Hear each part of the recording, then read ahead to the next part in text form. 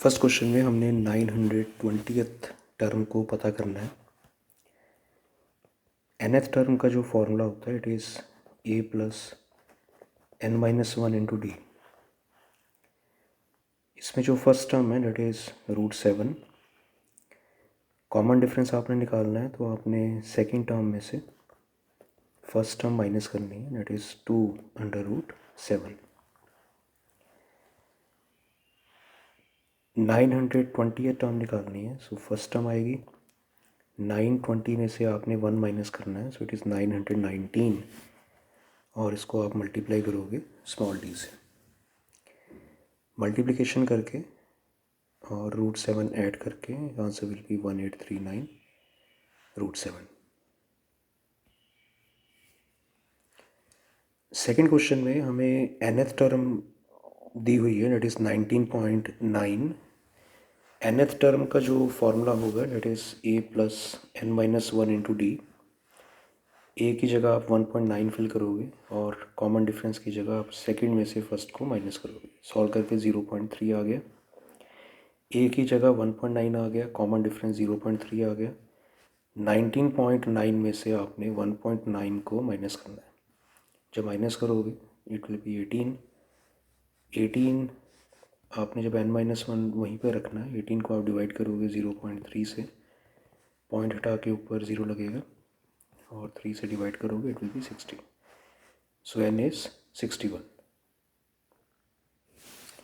Third question में आपको 9 times sixth term ये बराबर दी हुई है 11 टाइम्स एट्थ टर्म के। सिक्स टर्म का फॉर्मूला क्या होगा, that is a plus 5d, यहाँ पर 11 और एट्थ टर्म का a प्लस 7d। जब आप मल्टीप्लिकेशन करोगे, मल्टीप्लिकेशन करके आपने a को इकट्ठा करना है, 9a में से आप 11a माइनस करोगे इट इज़ -2a। 77d में से आपने 45d माइनस किया, डेट इज़ 32d। आपने -2 से डिवाइड किया, सो ये विल बी -16d। अब आपने 17 टर्म को निकालना है। 17 term is a plus 16d। a की जगह आपने जो फाइंड किया उसे फिल करो, -16d and plus 16d। Solve करके आपको आंसर मिलेगा, डेट इज़ 0। अगर आप तीन टर्म्स को AP में कंसिडर करते हो तो आप सेकंड में से जब फर्स्ट माइनस करोगे तो ये कॉमन डिफरेंस होता है। थर्ड में से सेकंड माइनस करोगे, this is also common difference. दोनों आपस में इक्वल हैं। अगर आप b इकट्ठा करते हो तो twice of b will be a plus C. So b will be a plus C upon 2। इसका मतलब है जो a और c है इसका जो एरिथमेटिक मीन है, इसको हम एक नाम देते हैं, that is also called arithmetic mean.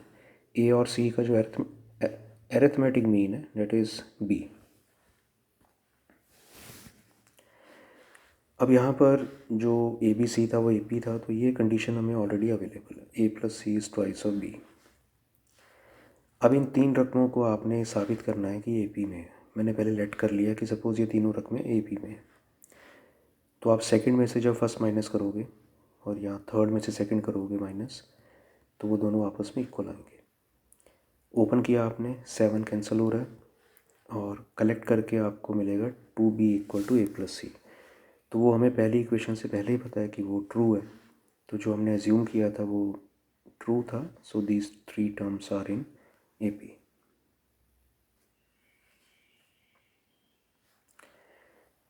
Fifth question में आपको एक ए पी सीरीज़ दी हुई है और इस क्वेश्चन में जो nth टर्म है ये 12th टर्म से 76 ज़्यादा है। nth टर्म का formula date is a plus n minus one into D. 12 term debt is a plus 11d और plus 76।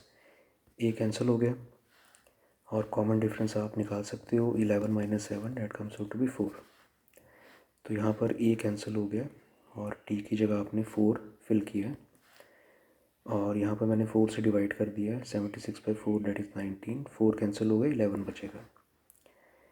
19 plus 11 that is 30। So n comes out to be 31। Six question में आपको एक AP series दी हुई है। इसमें first term आपको 97 दी हुई है। सेकंड में से आप फर्स्ट टर्म माइनस करोगे तो -6 मिलेगा। आपने इसकी पहली नेगेटिव टर्म पता करनी है। इसका मतलब कि जो nth टर्म है ये नेगेटिव है, इसका मतलब कि वो लेस देन 0 है।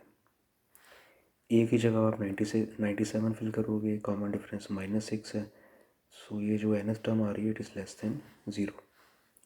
तो 97 लेस देन आएगा 6 टाइम्स n-1 के, ओपन करोगे आप, -6 97 में ऐड करोगे 103, तो सॉल्व करके n आपको 17 1/6 से बड़ा चाहिए। n फ्रैक्शन में नहीं हो सकता, सो 17 से बड़ा जो नेचुरल नंबर दैट इज़ 18, तो nth term will be the 18th term. So 18th term is the first negative term of this AP series. अगर आप 18 टर्म निकालते हो, 18 term is a plus 17d। a की जगह आप 97 फिल करोगे, common difference -6, जब आप सॉल्व करोगे तो 97 - 102 और सॉल्व करके आपको फाइनल आंसर मिलेगा that is -5। So -5 is the first negative term which is basically the 18th term.